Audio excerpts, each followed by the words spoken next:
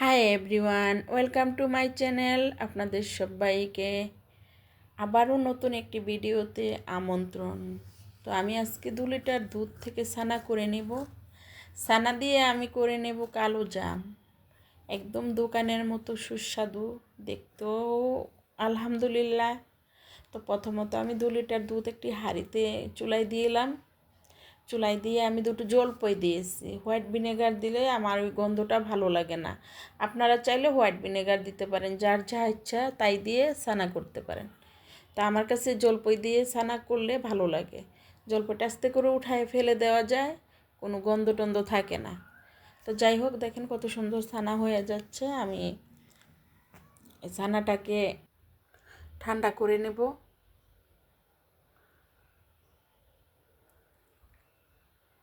তো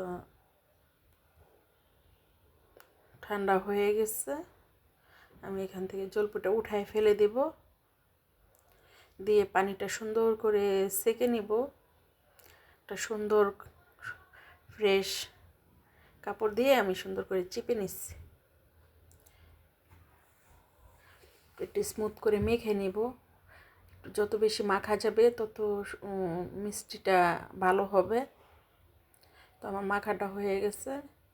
এখানে 2 টেবিল চামচ সুজি নিয়েছি 2 টেবিল চামচ ময়দা, 1 টেবিল চামচ চিনি, হাফ টেবিল চামচ বেকিং পাউডার, 1 টেবিল চামচ নিয়েছি ঘি।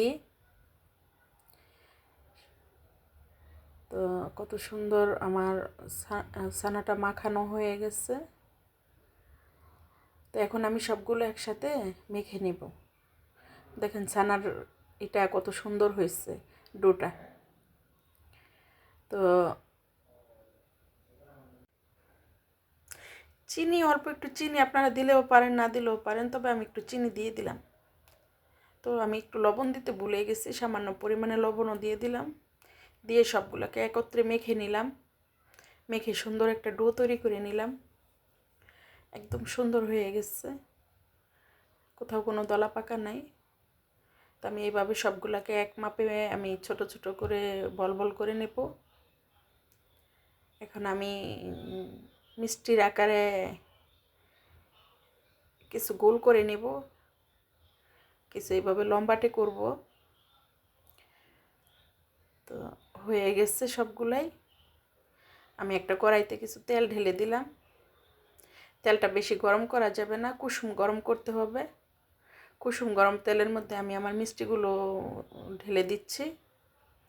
একে একে দেওয়ার পরে দেখেন কত সুন্দর বুদবুদ উঠে গেছে। এটা এখন একা একা নিজে নিজে উল্টাপাল্টা হয়ে যাবে।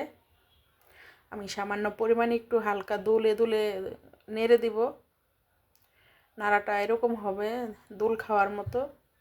এগুলো একাই উল্টে গেছে, আমার উল্টাতে হয় নাই। তো আমি এখানে কিছু সাদা করে নিচ্ছি, আর অল্প কিছু আমি ব্রাউন কালার করে নেব। কত সুন্দর ফুলে গেছে দেখেন, আলহামদুলিল্লাহ। তো আমি একটা প্লেটে উঠাই নেব। উঠাই নিয়েছি। আরেকটা পাত্রে আমি আমার একটা বাটি আছে, 2 কাপের মতো পরিমাণে চিনি দিয়ে দিলাম।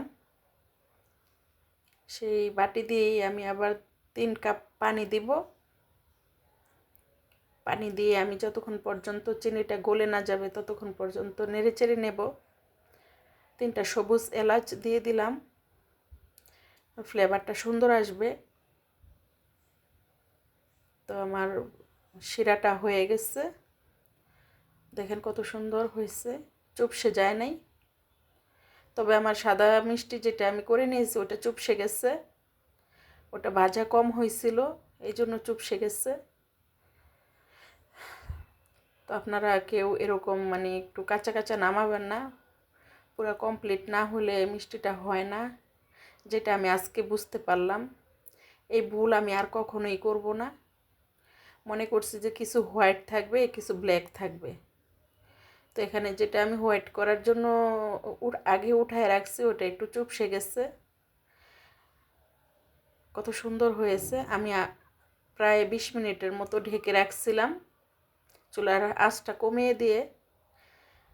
তো যাই হোক, আমার মিষ্টিটা অলরেডি ফাইনালি হয়ে গেছে। আমি একটা প্লেটে উঠাই নিলাম। দেখেন কি সুন্দর হয়েছে। আপনাদের যার যার দেখে ভালো লাগছে তারা আমাকে ফেসবুক থেকে দেখে থাকলে ফলো দিবেন, লাইক কমেন্ট শেয়ার করবেন।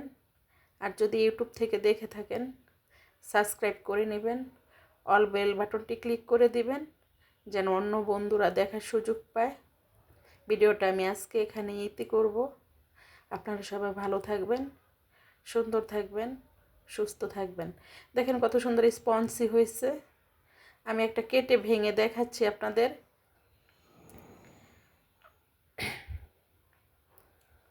একটু ভেঙে দেখাই একটা মিষ্টি, দেখালে বুঝতে পারবেন যে ভিতরটা কেমন হয়েছে।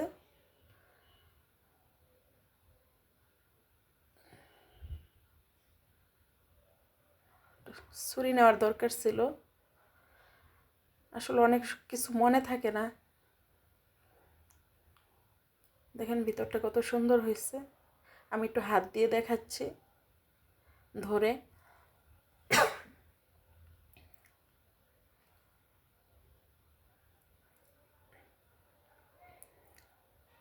দেখেন একদম স্মুথ হয়ে গেছে, কোথাও কোনো দলা পাকা নাই, একদম সফট হয়েছে। তো যাই হোক, আমি আজকে এখানেই বিদায় নেব। আল্লাহ হাফেজ।